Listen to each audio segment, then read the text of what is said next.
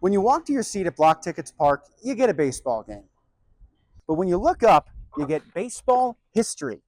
The retired names hanging around the facade come from the old days of the Colorado Springs Sky Sox. Not the Corbin Burns and Josh Hader years in the Brewers affiliation. Not the Todd Helton and Nolan Arenado decades in the Rockies system. The 1950s Western League Sky Sox. The White Sox top affiliate Spurgeon Field Sky Sox.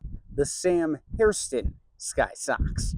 Who was Sam Hairston? Well, for one, his .350 batting average in 1955 won the Western League's batting title. He also won the league's MVP award in '53. What else? He was also one of baseball's best dads. His son Jerry journeyed through 14 MLB seasons. Sam the Man was one of baseball's best granddads. When Jerry Jr. debuted in 1998, he turned the Hairstons into the third ever three-generation Major League family. Not to mention that Jerry Jr.'s brother Scott made it to the bigs in 2004 as well. Even more than that, though, Sam was a trailblazer. When he made his MLB debut on July 21st, 1951, he was just the 18th black player in the majors. And that's a historic vibe. When's the last time you ran the bases in a game? 12 years ago. 12 years? Sophomore year of high school. My junior year, my high school coach looked at me and said, "Hey, outfielders are going this way, pitchers are going this way. Which way are you going?" I said, "Which way do you want me to go?" He said, "You're going to go this way." So I walked that way, and I just hear a voice yell out from behind me, "And don't look back." Now that you've looked back, how did that feel? Aside from the 180 BPM for the heart rate, it was pretty fun. You and Gabe White, the only two guys with long hair.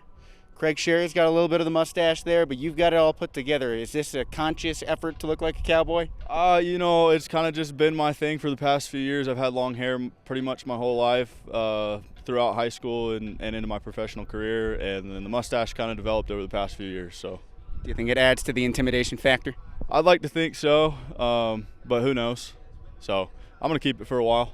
I would not want to face you looking like that. You're someone who has a unique perspective on the game. So I know the bracelet broke, but you have a Frontier League wristband that has a Phillips head screwdriver imprint on it. What is the story behind that? So yeah, I used to wear a Frontier League bracelet on my left arm, and I got it playing in Florence. And then last spring training, they cut me. I wasn't versatile enough for their style of play, which is fine. Everybody has their own dynamic for a team. And so that whole summer, I just spent it being a handyman, playing in men's leagues, and I actually had to use it to fix one of the screws in one of the schools I was at. But it's a perspective of, like, you never know when your last game will be. So it's always cool to play your game like your last. Go out there and give it 100% of the hustle, because you really never know. It could be your last game. How do you think that makes you different from other players? I just try to give my hustle 100%. And I know some guys, not that they don't hustle, but they maybe come off a little, maybe this play out and either go as much, but you can't do that. You got to have 100% every time, and for me, that's just how I play. Already a fan favorite, catcher Otto Jones' path to the pros has felt like a sure thing. It's hard to doubt Otto. I mean, he's very driven.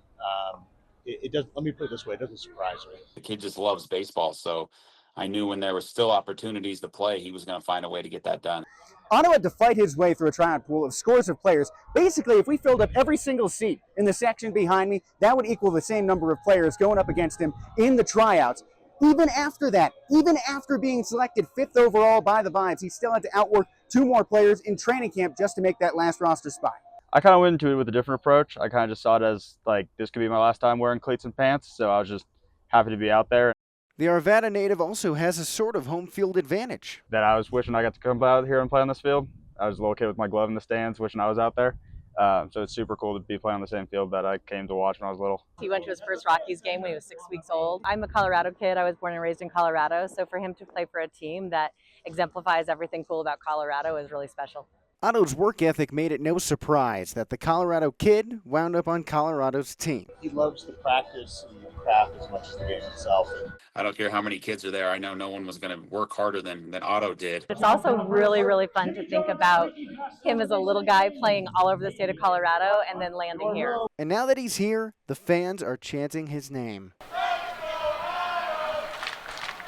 It means the world to me. Definitely do hear it. I try to tone it out as much as possible, but super cool experience. From only about an hour away, Otto is at home in Colorado Springs. Jesse Cook, Rocky Mountain Network.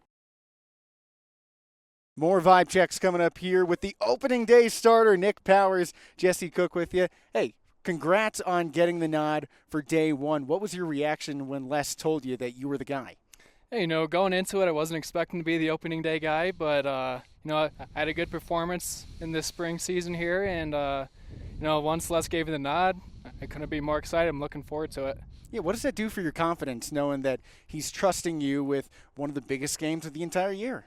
Yeah, it always gives you a little bit of a confidence boost because, the opening day starter is usually one of your better guys in the rotation. Howdy from Country Day here at Block Tickets Park in Colorado Springs. And today, the Vibe's looking for a revival after losing 5 straight, the 10th longest losing streak in franchise history. Hey there, Jesse Cook here with Chef Rigo for Cook's Kitchen. And today we're going to be cooking some carnitas tacos. So Rigo, what can we expect here? So right now we're going to expect some carnitas with some green chili. We're going to put it on here with some cabbage on top and a little radish to get a little sprinkle, get a little zest on there. So we're going to have that ready to go for y'all. Well, I love green chili. That's been a part of nearly every meal that I've had since moving out here. So let's get started. What comes first? All right, so first we're going to come over here. We're going to grab this carnitas. We're going to throw it on the grill so we can get a little crisp. All right. Get that good little char on there. Hey there, Ernie. Back in the lineup yesterday, your first time playing this season. Did you surprise yourself at all? Yeah, a little bit. I didn't think I was going to be able to move that well after not playing for, 9 months or so.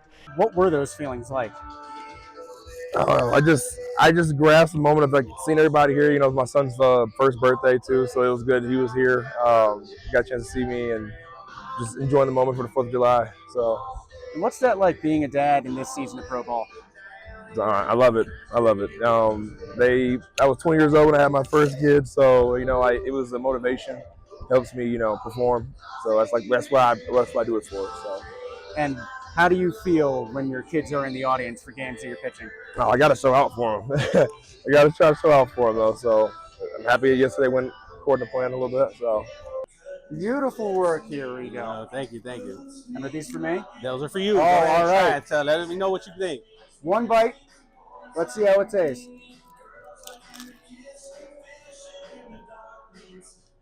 Oh my goodness. Chef Rigo knows what he's doing. Cook's Kitchen, this is fantastic. I gotta take these off camera because I'm about to devour these. And he's been efficient. Yes, his most complete day, but also his 3rd 3-hit game of the year. He gets the rest today. Otto Jones back behind the dish. We'll learn more about him in just a moment, but also the pitching. Nick Powers, 0 walks across his 6 innings of work, also strikes out 5. And how about Evan Kowalski out of the bullpen? His Vibes debut comes in, pitches 3 innings for the 3-inning save, shutout baseball for him, and also 5 more strikeouts, which is the total he had in his 3 appearances in Boise to start the season. Going into today, maybe the Vibes can throw it away. Forget it. Go into the new week. Go into the new game. More vibe checks coming up here. Jesse Cook with Malik Binns, who started on Independence Day. First of all, 7,610 people in the crowd. Is that the largest audience you've ever had? Yeah, probably one of the largest.